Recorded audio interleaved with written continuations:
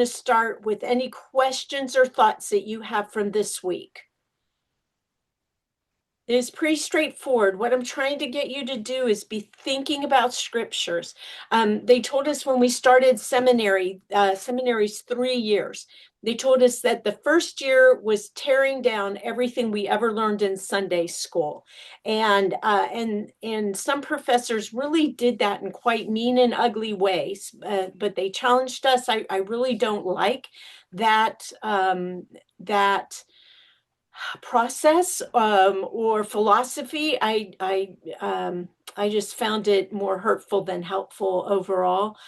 But what they were really trying to get at was what you learned in Sunday school is only the surface part of that, and maybe you didn't have a chance to fully think about it. Again, part of the challenge is it gets us to thinking and not necessarily to fully interacting with it. It's kind of the difference between a PhD and a doctorate of ministry degree. PhD takes things, like all this information and integrating it, but it's still, when it comes down towards the end, you're going to have all these professors from all these disciplines throwing questions at you from their disciplines, and you're trying to regurgitate what you've learned, where in a doctorate of ministry, you're taking all that information, hopefully, but applying it. And that's what I'm trying to get us to do, is apply it, to think about it, to make it ours and personalized. So, and that's huge, because starting this week, I'm really going to push you about the evangelistic possibilities for using the scriptures that you're going to be working with. So I have to say this, you're going to hear me say it again in a few minutes, not every scripture can be used in evangelistic ways. A lot of them, like you brood of vipers, we do not use that kind of language, right? Like, we may be thinking about that in our churches sometimes, or about certain people, but what does that say? We're trying to turn people on to church, not off to church. So anyways, there are going to be, over these years of teaching this, people will try to get a scripture to fit or to work. No, no, no. You think about it, but nah. Just be upfront about that. Okay, so anyways, wanting you to manipulate it, there it is, the evangelistic piece. Again, all of this matters, and we have what we call our working Bibles. Those are those scriptures we're most familiar with, right? That we draw upon, that we go to. I hope you get to see that some of those scriptures may not be exactly the way you've been quoting them or what you think that they are. That hopefully you saw, if you got to read Jesus Behaving Badly, that over and over again, and you may be on this boat. We'll say, Jesus is love, Jesus is love, Jesus is love, and we reduce Jesus to love, but Jesus isn't always loving, and a lot of times we're motivated out of that love. But again, the reality is that there's a difference between kindness and niceness, and kindness doesn't always present as nice. Again, digging deeper, digging deeper, digging deeper. I want you to think about that. How are we helping people's lives change? Has your life been changed because of Jesus? Maybe not. A question I'll toss to you today. I'm going rapid fire hose, aren't I? One of the questions I really want you to wrestle with at some point, maybe not while you're taking the class over the next 4 weeks, is, what would my life be without Jesus? Right? So we, a lot of us can say, this is how my life has changed. But you get Dr. Bill, who wouldn't necessarily, he hasn't had tragedies in his life. He doesn't think about, evangelism necessarily in that way, or sharing his faith. The question comes back to thinking, what if Jesus wasn't in my life? Like, what difference would that make? And then letting that drive us when we're thinking about other people and communicating our faith. So start to get a grip on that, because all of this comes down to what difference does it make? There's our preaching is, so what? how's that person's life going to be changed? I think we sacrifice the individual's life for preaching about the world, right? That, we have to do this so that the world is different or our community is different, people are different. But what about the person? And when it comes to the day to day, if you can think about what we do on Sunday gets us through to the next Sunday, because a lot of times the week is real hell. And I don't know, I'm avoiding the news. I catch 45 minutes of BBC Monday through Friday. I just because when they have visiting dignitaries, they pull out all the horses and all the guards and all these other amazing things. And I think, wow, there's more to news than just the news that we get to see, and I like to watch the horses that are like not behaving. They're behaving badly, those realities. But oh my gosh, people are mired in this stuff and they're carrying it. They're going to carry it into church with them tomorrow morning. That stress, that chaos, and that's just what they're hearing in the world. That's not what they're experiencing in their lives. Remember what they're experiencing there in their lives. It may have been a great week, but it still may be colored by the chaos others have brought to them each and every day. Okay, what difference does it make? So if you're preaching tomorrow, if you're teaching tomorrow, if you're just going to be in a group with someone or greet somebody, whether it's at a door or it's a person sitting next to you in the pew, just be thinking about that. How are you bringing Jesus? How are you radiating Jesus? And what if you have an opportunity to say something? What difference will it make in that person's life? How will it help them get through the rest of their day, maybe even the week to next week? And if you're preaching or you're teaching, I'm telling you, you have got a responsibility to say something that's going to help them get through the rest of the week. Okay, get them there. Think of what they experience in church is going to help them get through to the next week. All right, we have the bigger context, of course, teaching and challenging people, but none of that is going to matter if we don't get here. Maslow's hierarchy of needs, those of you who just came through conflict with me or have had me for conflict, Maslow's hierarchy of needs, Maslow said there are these different levels that get us to being where, this is my words, not his words, but being all all that God created us to be so we can do all Jesus needs us to do. But we've got to start here with survival stuff. Like, are they able to survive? Do they have a place to live? Can, adequate food, et cetera, et cetera. After that, are they safe? And then do they belong? So a lot of our people are coming in at here, and I've been doing research for middle schoolers. Like, what do you do? How do you help middle schoolers move up and climb up to where they can be who God's created them to be and do what Jesus needs them to do when they don't have these support systems there, and those aren't fully things that from an administrative place, I'll say church place, that we can necessarily address, but that there's that belonging, and can somehow belonging overcome these bottom two layers? I don't know, but I'd like to think that there's something about a relationship with Jesus and something that church brings that gets us to that very layer of belong that somehow can overcome the challenges of safety and survival and safety. Make sense? Okay, there's my sermon. May not be done with preaching yet, but we'll see. Questions? We're good? All right. Let me ask you a question. You guys get to vote. Here we are. If you're watching this, you don't get to vote. If you're here, you do. Okay, it does so happen, as it has in the past, that the week that we have to cover the epistles is Holy Week. The epistles, you think Gospels this week is going to be horrible. Wait till you get to the epistles. I mean, there's so much. I can flip the epistles with the Johannine literature. So we're looking at 1st, 2nd, 3rd John and Revelation. So what would happen, instead of doing the epistles during Holy Week, we would do the Johannine literature, like John, or not John, the first, second, third John letters and Revelation. Wouldn't that be kind of interesting? Revelation during Holy Week. Okay, but I'm not trying to color you. That just came to mind.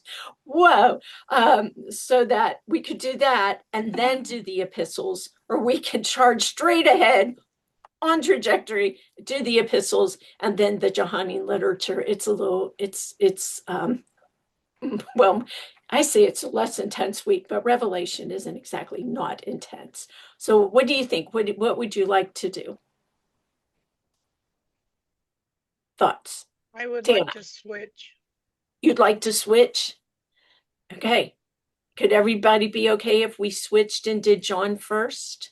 Yep. I'm Yeah, okay with that. Yep. you're okay? Okay. Okay. Yep. All right.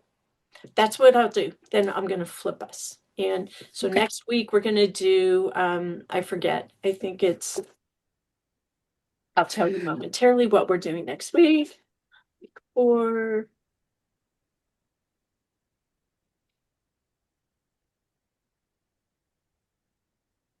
oh yeah, okay. I do have it really here. Okay, so next week we'll do Acts and the introduction to the Pauline letters. Then we'll do the Johannine literature, and then we'll go on to the epistles. Okay. Or the epistles, sorry, the Pauline epistles, right? The Pauline letters. Okay, there, good. Okay. So I think that means Dr. Bill will be with us next week. I'm not sure, but maybe. Isn't Don't tell next him. week 3? This is week 3. I meant Oh, next yeah. Saturday. Yes, it is week 3. Yes, it is. One of the 2 worst weeks of this course. Okay.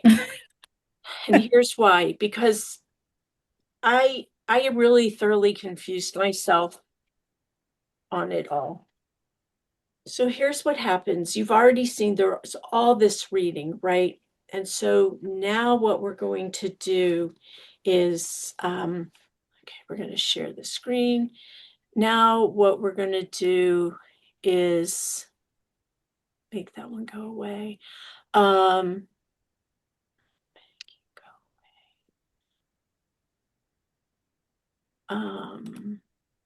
Okay, I have this in student view. So you've got all this massive reading, right? And then we have, I have for your discussion forums. Okay, I have 3 discussion forums. Okay. And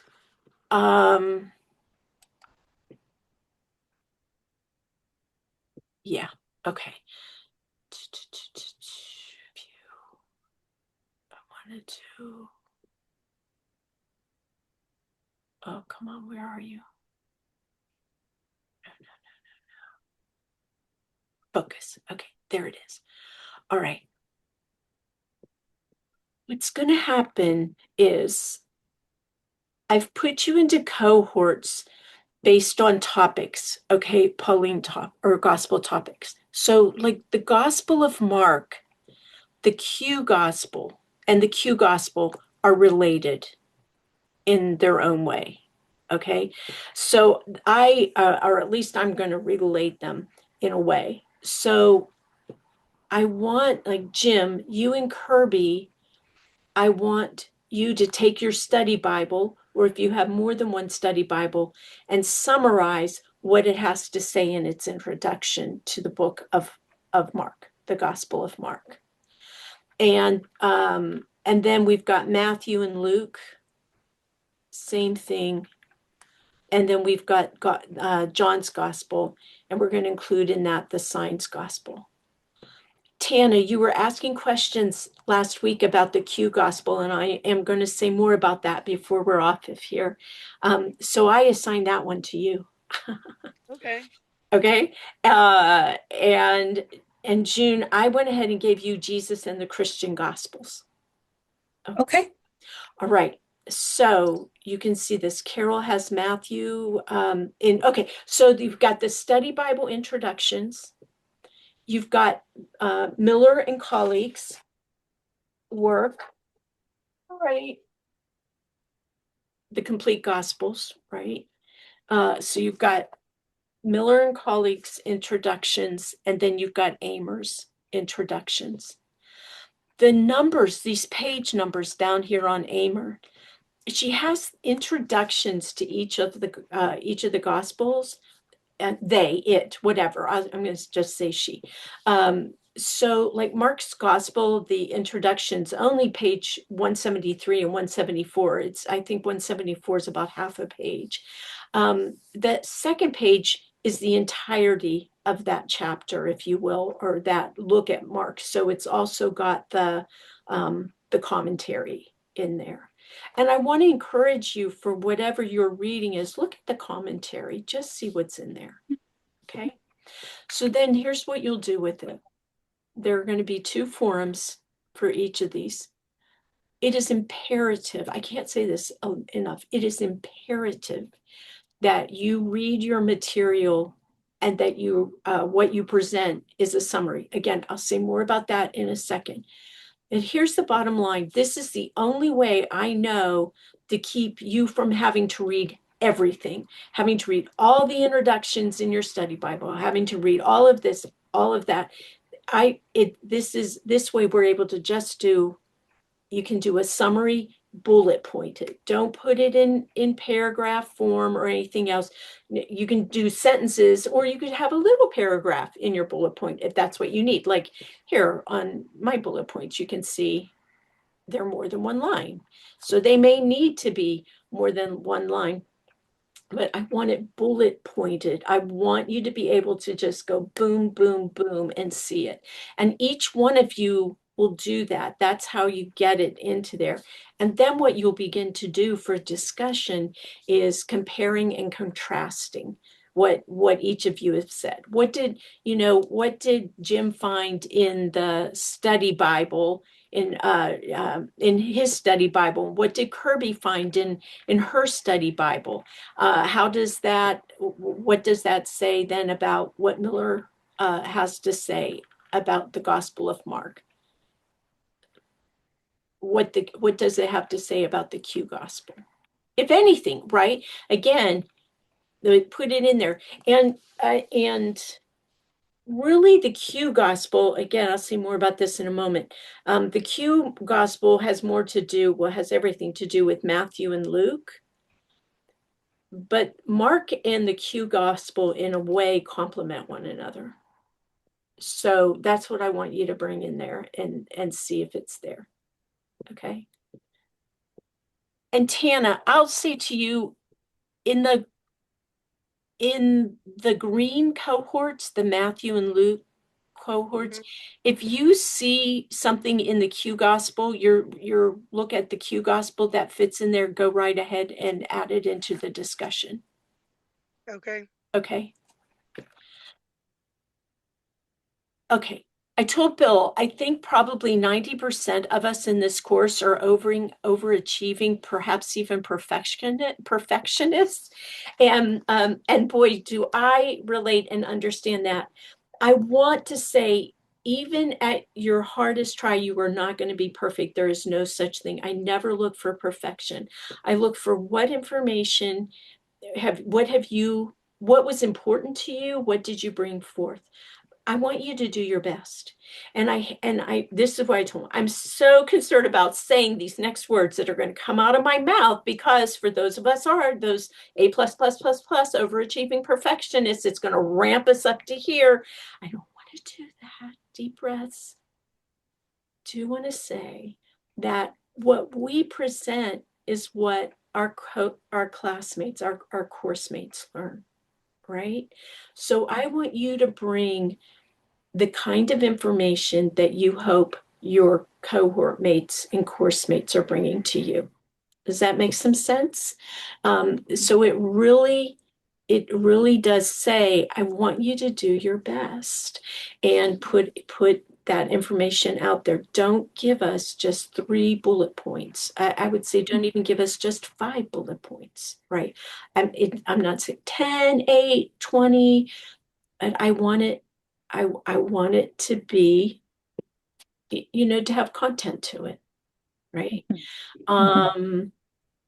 I need you posting on time so that you've got that room.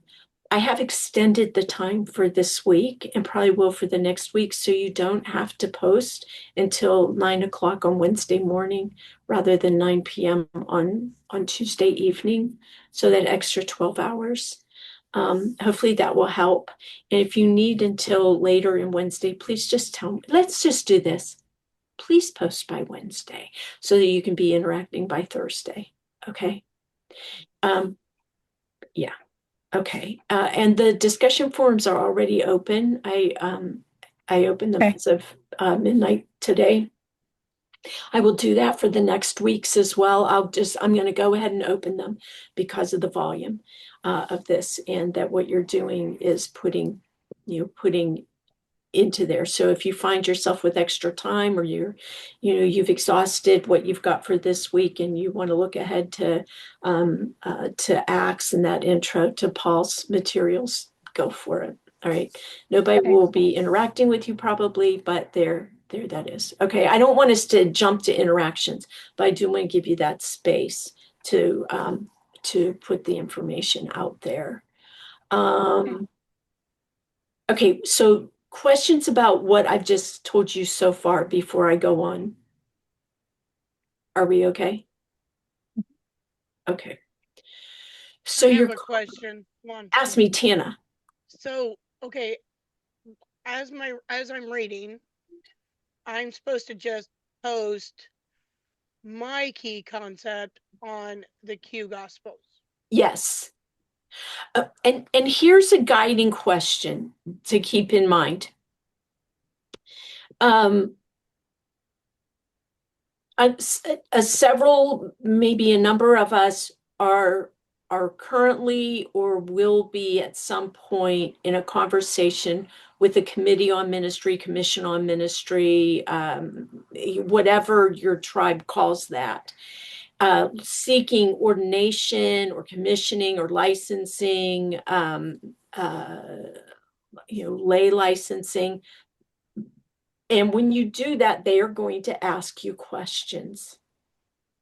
And I want you to not go deer in the headlights when they bring up something, so that when, say, they ask about, what do you think about the Q gospel, that you'll be able to say, well, I'm not really sure about that because, and the because would be because Tana has put in some bullet points about why that may be important. So it's kind of like this dual piece going. You're saying, oh, what might a committee on ministry, ask or might find interesting? You don't have to regurgitate things when you go in front of those committees, but you do want to pass the blink test. Okay. And, it's just further guidance. It's always okay to say, we learned about that. And I remember we kind of did this with it, but I'm not remembering the specifics on that. Could I get back with you on that? Is there a way of getting, like, just following up with you on that? Is that making sense? Am I freaking you out? Yeah, it's making sense. Okay. Yeah. And what you may, and this is where that perfectionist piece comes in, because what you may be worrying, like, not just you, Tana, all of us. I would be. That's why I'm just really setting here with this, or sitting here with this, is because I know me. I'm projecting onto you all. That's what I'm doing. I'm projecting. That you may be thinking, oh my gosh, what if I leave something out? What if, what if? Don't worry about that. And particularly being in your cohorts, you're going to find yourselves adding in information. It's going to come together there. All right. This isn't a test about what you do or don't know. The only way you can screw this up is that you just don't post content, right? That you don't have content in there. You put in those 5 little bullet points. That's screwing up, okay?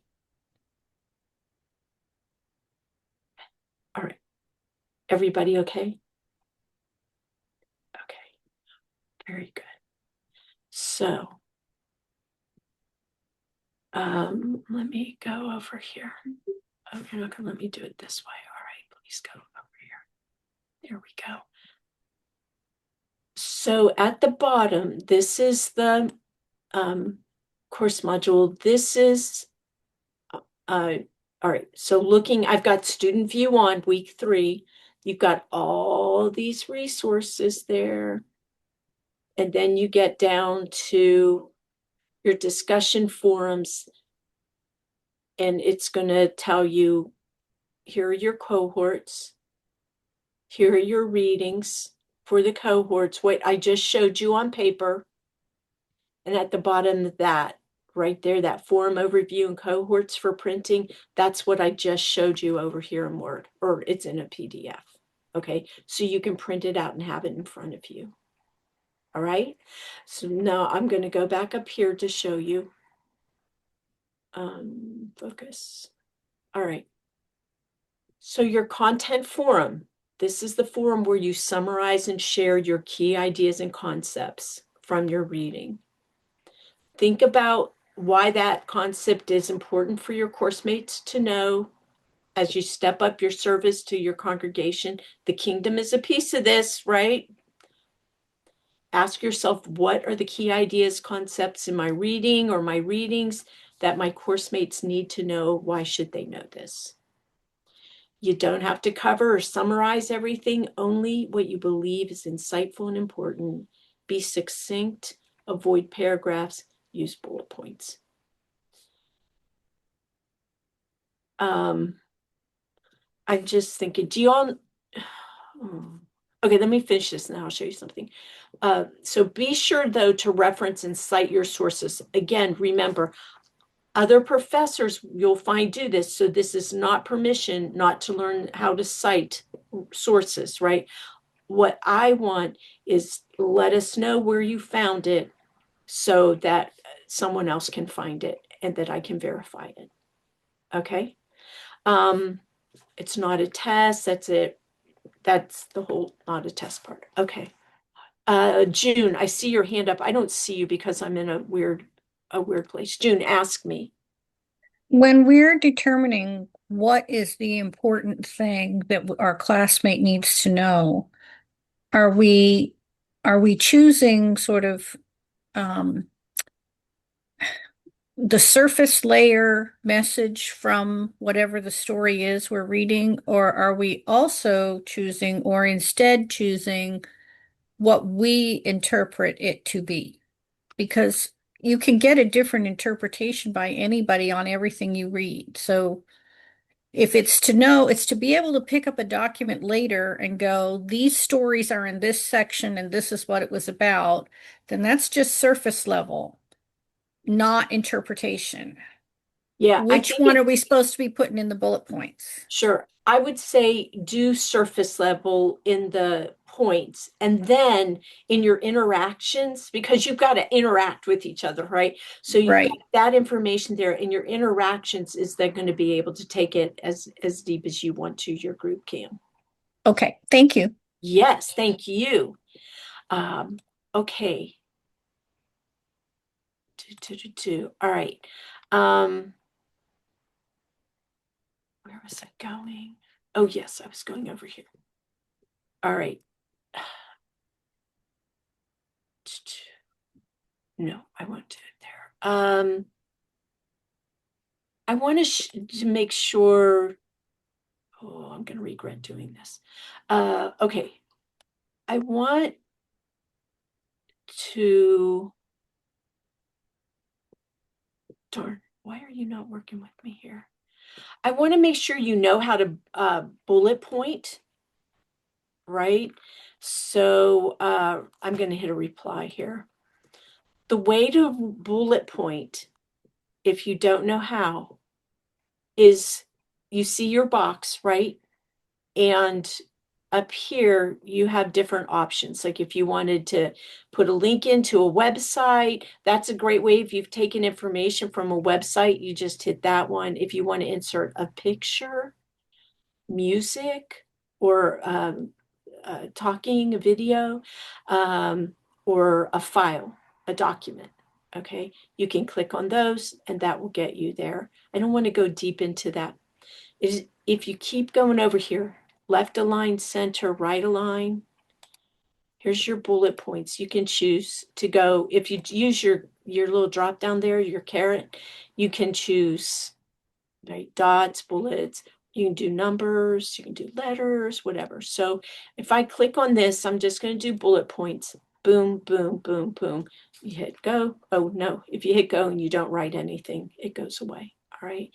And one of the things you'll see in the way I do it, like just talk, blah, blah, blah.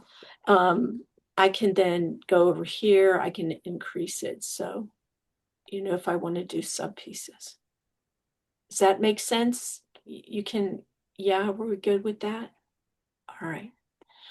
Okay, cancel. Very good. All right. Are we okay with this part? Right? Okay. So now, my screen. Okay. So then there is the, why are you doing this? Okay. Then there's the conflict or content reflection forum. And this is the evangelism one. I want you to become increasingly aware of the way a given scripture may or may not be useful to introduce someone to Jesus or inspire them to inspire them. Yeah. Okay. So I've confused myself at this moment. I'm on my screen. I really apologize. All right. So I have 9 a.m. on Wednesday there again, but it just anytime on Wednesday. I talk about not yet Christians. Those are people who have not yet said they believe in Jesus, right? Or they want to be in a relationship with Jesus. We tend to talk about unchurched people, whatever. When people say no, I take it as a not yet. So I call them not yet Christians.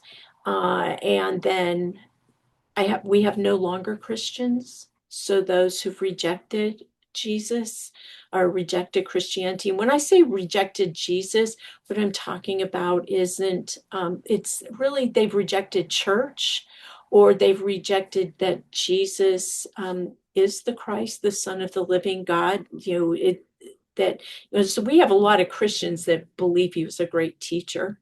Now, I had someone, a church person, tell me this just a couple of weeks ago. Well, actually, it was last Saturday after here. That Jesus. She just says she began to read more and more in Buddha and Confucius and all these other pieces that they all bring the Dalai Lama. She's been following the Buddhists, right, that have been coming through or on tour, I guess, through the U.S. And she said all of them bring so much. We don't need to just Jesus. But I'm not saying anything to her. We're having conversations and we get together every month and we'll see where that goes. Because who does she call when she needs someone to pray with her or that things aren't going well in her life? I get these texts all the time saying, "Would you pray for this? I've got this. Can you help me out?" Yeah, you could help yourself out. All right. So content reflection. There they are. Your interactions offer more insight, ideas. You might say, "Oh, I know somebody, I don't know that they would receive it that way or they would hear it that way." So then how might they hear it? Or maybe they won't. It's okay to not agree, right? Bringing insights and ideas. Remember that there are strong reasons people are not yet and no longer Christians. We don't want to do damage, do no harm. They don't, but that's not an excuse not to have conversations, right? They don't want to hear how sinful they are. They have no concept of what it means to be saved. I'm going to probably add into there. They already know that Jesus is love, but they may be able to say, well, yeah, he's love, but what about all these unloving people out there? Um, Avoid words like salvation, redemption, all of that theological, churchy language. Some of them have never heard it, and if they've heard it, it's been in a totally different context, and it doesn't matter. Don't do it. Don't confuse them. Much of what we read, particularly in the stories of the Gospels, provide examples of what Jesus and God have to offer, or what they're offering to folks, to earth, and to its inhabitants, right? Draw the connections. Not yet and no longer Christians have no need for the church or institutionalized religion. If they did, they'd be there already. They're not into institutionalized faith. They can have faith. They don't need to go to the church. Offer them Jesus, not the Christ. Offer them Jesus, the relationship, and don't preach. Don't preach. Okay, that's my evangelism. My evangelism part for the day. Okay, I'm going to turn off my share so I can now see you all. Does all of that make sense? Questions? So you can see I have a few thoughts about a few things, right? I don't want to freak you out, scare you, intimidate you, or anything else.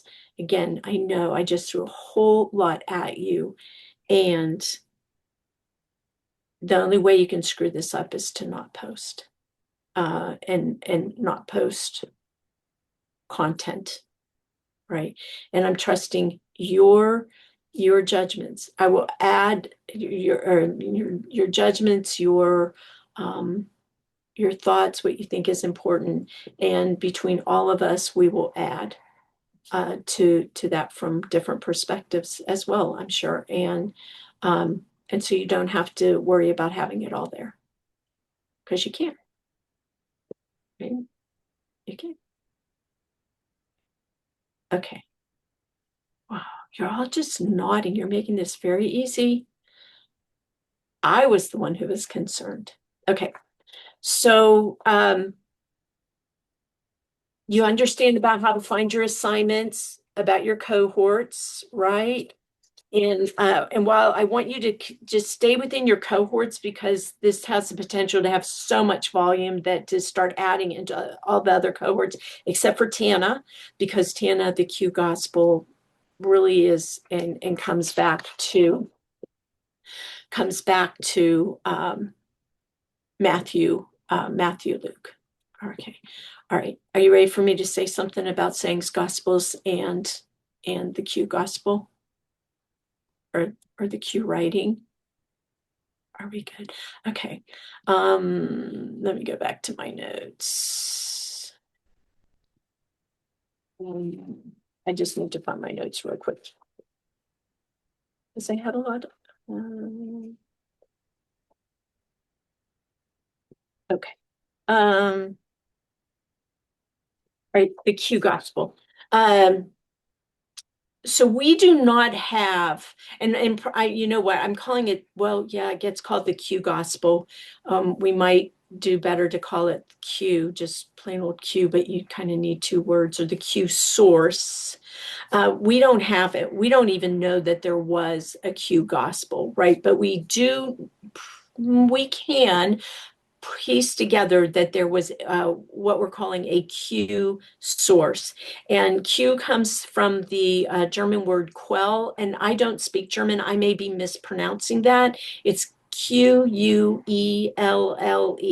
Does anybody speak German or know German? Is it quell? It means source. So it's a source, probably document somewhere. And what they found was much of Matthew and Luke comes from Mark. But Matthew and Luke share about 200 verses that are not in Mark. So it's kind of like they brought Mark in, right? Like the Mark in uh, um, pieces from there, but where did the other parts come from? And that's why they're thinking they're in this other dark document. Um, Somewhere I've got what the percentage is. Where did you go? Where did you go? Oh my goodness, I hate when I do this. Okay, bear with me, please. I know where to find it.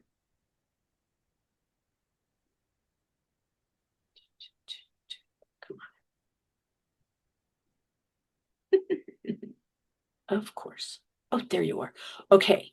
Um, about 90%, about 90% of Mark appears in Matthew, and about 65% of Mark appears in Luke.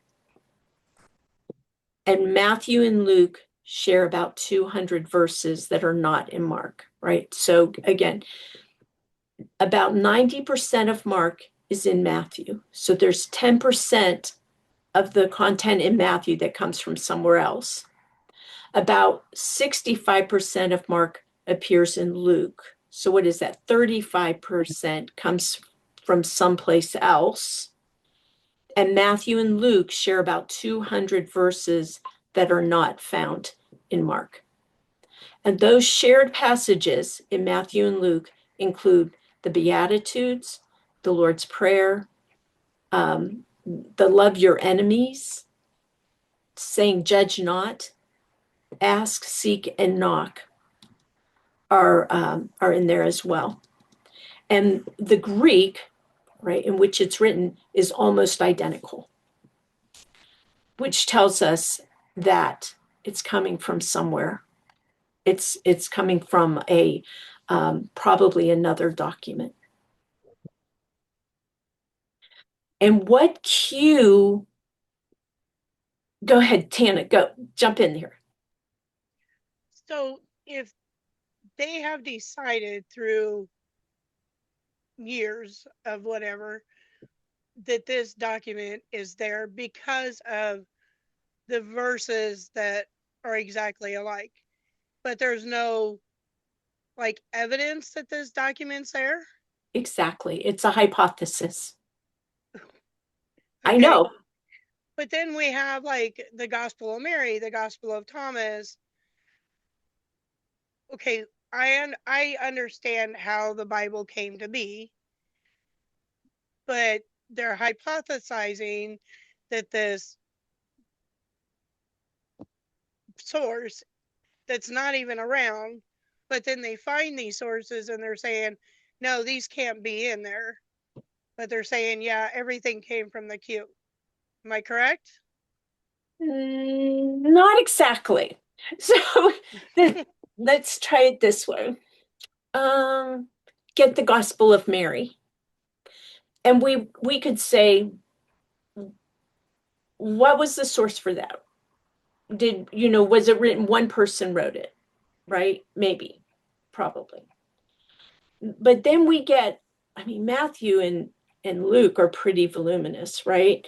And so now we're saying, okay, they weren't written by the same person, but they're sharing like the same words and everything. Like if you and I were to tell the story about, I don't know, what happened at my dog's training class on um, on Thursday, it could be really different. Like you might leave out that it was on Thursday because you didn't know, and the way you saw it was different than what I saw. But what we're finding is here in Luke and Matthew, they're using the exact same words, right? And you and I, we could both say, that silly old dog, she peed all over the place. I might say, that silly old dog, she peed all over the place. And you'd say, oh, that poor puppy, she urinated in there, right? And you've got the like something more formal than the other, but that's not what we're seeing in these, not in all of them, but in some of the places, which gives us enough to believe that there are these resources. I know this is where it gets pushing. Okay, this is where now I'm pushing us, that or it pushes against us. Because what does that mean that Luke, an apostle, right? What does it mean that maybe he didn't, or that maybe Matthew didn't didn't pen all of that, right? That he sat down and he was writing this. If you get into the second, well, you've watched The Chosen, right? And the second season, right? And you see how Matthew, like how, isn't it Matthew who's taking and writing things down, right? And so he's engaging in that, but then you get others who are also writing it down, but it's coming from the same source, if you will, in its own way, the direct source. So what we get is they've got the direct source, but there's still this source that's recording it. And is it John who says in the end of the Gospel of John, who says, in this part, summarize, this is all, this isn't all of what he did, what Jesus has done and said, because there aren't enough books and volumes, right, to be able to contain all of that. And so here, they have to pick and choose. And so there are these documents that are out there, like Thomas, the Gospel of Thomas, right? That's one of these. It's a sayings gospel. It's just collected sayings there, and then John, John has done the same thing. So there's no, John isn't. John does signs. Like, what are the signs or sayings? He's a sayings. Signs. John is the Jim. signs. Signs. John is signs. That's it. Thank you. Okay. So does that help any at all? That they're so yeah. So this is John Dominic Crossan's The Sayings Gospels, Sayings Parallels. So he looks at the scriptures and says, okay, well, here where sayings are similar. And I think, when we look at Matthew and Luke, and we can say, oh, yeah, Matthew has recorded that, and so has Luke, we can be okay about that, right? But then we're not exactly okay when we say, well, maybe there was this here, somebody else maybe compiled those sayings, or somebody else compiled those signs. And they can't include everything. So this is what they included. Kind of like what you're going to do with your bullet points. But I know that's not divine word, and that's where it gets tricky. So we don't have that. We don't even know that it exists. The theory came about in the late 1800s, early 1900s, trying to make sense, trying to speak to what are those similarities. And then you get this mark piece in there. How do we do that? Textual criticism, right? This is part of those disciplines that we've seen. And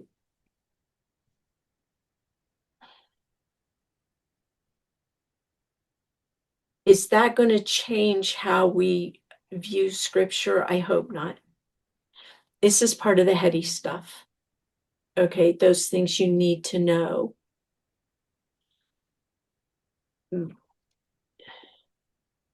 When I was in college, I went to Agnes Scott College, and at that point there were 500 students. It's a women's college in Atlanta. And so the largest class I had was like in 30 or so, 30, 32. And it was an intro to the Bible class. And we got to talking about Noah's Ark.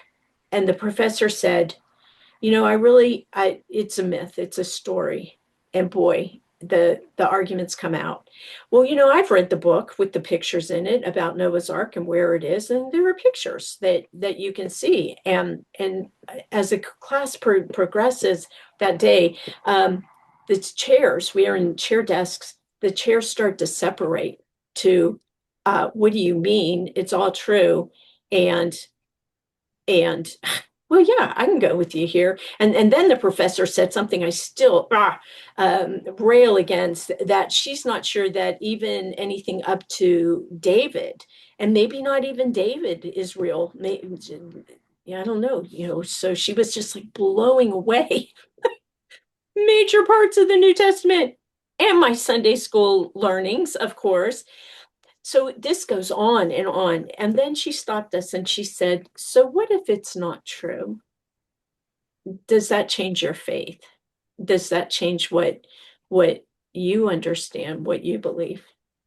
And at the same time, I was associate ancient Greek major, or majors, and I was also in social theory and learning Marx, who says, different versions of it says, religion is the opiate of the people. And all of that. And I went to college just so I could go to seminary. That's the only reason. They wouldn't let me in seminary without a bachelor's degree. And I worked at the church. I was the church's administrative assistant, but I stopped for about 3 weeks. I didn't go to worship. My pastor caught me this one day and he said, what the heck is going on with you? Where are you? And I said, oh my gosh, major portions of the Bible aren't true, and I've been duped. And he says, like, what are you talking about? And so I told him what was going on, and he said, Chris, let's take this back a few steps. What about our prayer group? And he starts to recount the prayers that we had seen answered in the 3-4 years prior to that, and calling forth, where have you seen Jesus working in your life, right? Where's God worked around you? What do you know? And I knew this, I knew that, I knew that. And he said, so what if Noah's Ark didn't really happen? Does that change what you've seen? And I was like, no. And he said, do you really think that you've been opiated? No. That, well, what's your life like without Jesus? Do you want to live that life or live it with him? So that's where I come out with things like the Q gospel. We need to know about them. And, that may be something we, or some of us, one of us may want to explore further down the road. But does that change? Is it that there's, there are sayings gospels, and signs gospels, uh, that pick up what did he do, what were the signs that he did, what kind of signs made it significant. And so there's this compendium, and this is a very classical time, Hellenistic and previous way of organizing writings and arguments, this rhetoric and getting information across. I'm going to draw on something you understand. If I'm preaching, okay, about crime in our neighborhood and how we can address that, I'm going to have any number of incidences I can pull up from a newspaper or from news reports. Which one am I going to use that works for my audience? And what I decide, if all the ministers in Columbia, Missouri decide that we're all going to preach on this topic, how I present it is going to be different than how others present it, but we're all going to have the same message. That's kind of what a Q source will do, what a sayings gospel will do. It's going to compile all these pieces that can't be compiled in one place because there aren't enough volumes. And then what I'm trying to get is where I'm going to come.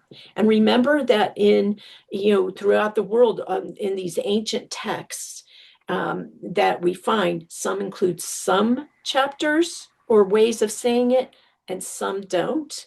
And it's how we write it, how it's emphasized. So we're just taking it back up here to a source that's being drawn on. Does that make sense? Yeah. Okay. Questions? Are you overwhelmed? Okay. We're all, wherever we are, we're okay. And this may be repeat for some of us, may be very new for some of us. Maybe surface, June. I'm thinking about your being there in MDiv classes, right? But we're hitting the highlights. And this is, do not introduce Q to the people in your church, okay? Like, this is this a kingdom issue? There's that, Dr. Bill, maybe you hear him talk about that. The, bottom line question, if you're going to have arguments, is it a kingdom question? All right. Is like, don't confuse people. Don't add more to any of these mixes, right? A lot of what we're reporting on, please don't. June, please, please, please.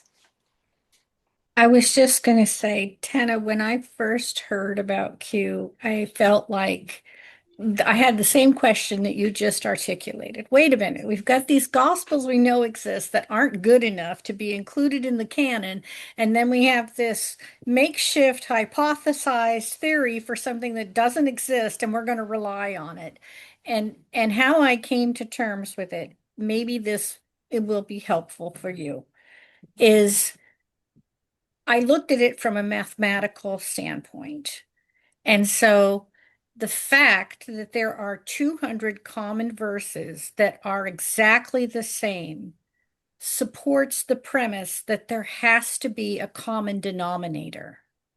And when the common denominator is not Luke, it has to be something else. We don't know what it is, but we know it has to exist because 200 times is too much to be coincidental. And that's it. That's all you got to do. That's all the relevance or credibility you have to give it is just accept that it exists because statistically it has to exist. And that's it. And we're only talking about 200 verses. Right. Right, because we can say in this source we've seen Mark, we have Mark, right? And so we know that all those, not 200 verses, I can go count them up. You could go count them up, right? That that we have what we know comes from Mark. So perhaps logically the rest of this, which they share so much in common, came from another thing like a Mark. But we just don't have it. It's not yet extant. And it didn't happen to be in the Nag Hammadi. But that was found by coincidence and by surprise. It's possible that this other will be found or references to it may be made. Nobody had heard the Gospel of Mary before we found the pieces there. Yeah. But none of it matters. It's not going to get us in or out of the kingdom. And it doesn't change the truth, right? This is just a little T deal, not a big T truth. Part of the mental stuff you have to get because you're in a seminary. Sorry. Okay. All of that said. Anything else? We're all good? Jim, would you pray us out today? Dear Heavenly Creator, wrap the Holy Spirit around each of us as we travel through the next week. Help us in our studies, help us in our lives, help us navigate this world, which is changing faster than we can imagine. Keep us safe, keep our families safe. Please keep us together as a community and bless us all. Have a great week. Amen.